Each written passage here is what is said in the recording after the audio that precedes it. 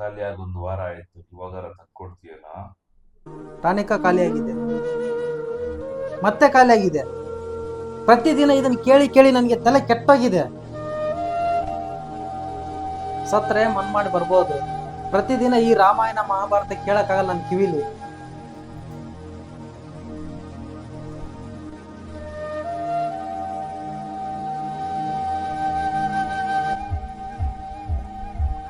ನೀನು ಅಶೋಕ್ ಅವ್ರ ಮಗ ಚಿರಂಜೀವಿ ಅಲ್ವಾ? ಹೌದು ಸರ್. ಅಶೋಕ್ ಅವ್ರು ಹೇಗಿದ್ದಾರೆ? ಚೆನ್ನಾಗಿದ್ದಾರಾ? ಆರೋಗ್ಯ ಹೇಗಿದೆ? 5-6 ತಿಂಗಳಾಯ್ತು ಸರ್, ಆರೋಗ್ಯ ಸರಿ ಇಲ್ಲ. ಟಾನಿಕ ತಗೊಂಡ್ಬಾ, ಟ್ಯಾಬ್ಲೆಟ್ ತಗೊಂಡ್ಬಾ, ಹಾಸ್ಪಿಟ್ಲಿಗೆ ಕರ್ಕೊಂಡು ಹೋಗಂತ ಜೀವ ತಿಂತಾರೆ. ನಾನೇ ದುಡ್ಡು ಪ್ರಿಂಟ್ ಮಾಡ್ತೀನ? ನಿನಗೆ ಸಿಗರೇಟ್ ಸೇದಕ್ಕೆ ದುಡ್ಡಿರುತ್ತೆ, ಕುಡಿಯೋಕ್ಕೆ ದುಡ್ಡಿರುತ್ತೆ, ಶೋಕಿ ಮಾಡೋಕ್ಕೆ ದುಡ್ಡಿರುತ್ತೆ. ನಿಮ್ಮ ಅಪ್ಪನಿಗೆ ಮೆಡಿಸಿನ್ ಕೊಡ್ಸೋಕ್ಕೆ ದುಡ್ಡಿರಲ್ವಾ? ಈ ವಯಸ್ಸಿಗೆ ಸಿಗರೇಟ್ ಸೇದಿ ಸೇದಿ ಯಾಕ್ರೂ ಹಾಳಾಗ್ತೀರಾ? ನೀವು ದೇಶಕ್ಕೆ ಮಾದರಿ ಆಗಬೇಕು, ಮಾರಕ ಆಗಬಾರದು. ನೋಡಲ್ಲಿ, ರತನ್ ಟಾಟಾ ಅವರು ದೇಶಕ್ಕೆ ಮಾದರಿ ಆದರು, ಮಾರಕ ಆಗಲಿಲ್ಲ. ನಿಮ್ಮ ತಂದೆಯವರು ಸ್ವಾಭಿಮಾನಿ, ಯಾರ ಹತ್ರನೂ ಬೇಡಿ ತಿಂದವರಲ್ಲ. ಈ ಸಿಗರೇಟ್ ಸೇದೋದು ಕುಡಿಯೋದು ಬಿಟ್ಟು ನಿಮ್ಮಪ್ಪನ್ನ ಉಳಿಸ್ಕೊ, ಕಳ್ಕೊಂಡ್ರೆ ಮತ್ತೆ ಸಿಕ್ಕಲ್ಲ.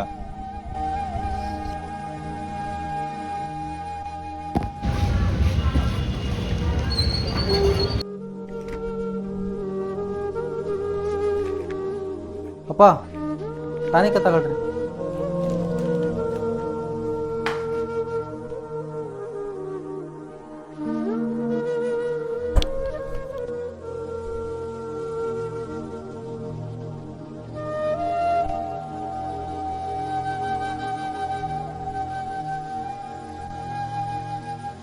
ಅಪ್ಪ, ಅಪ್ಪ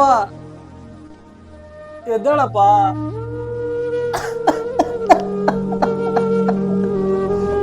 ಅಪ್ಪ, ಇನ್ ಮುಂದೆ ಕೆಟ್ಟ ಚಟ ಎಲ್ಲ ಮಾಡಲ್ಲಪ್ಪ.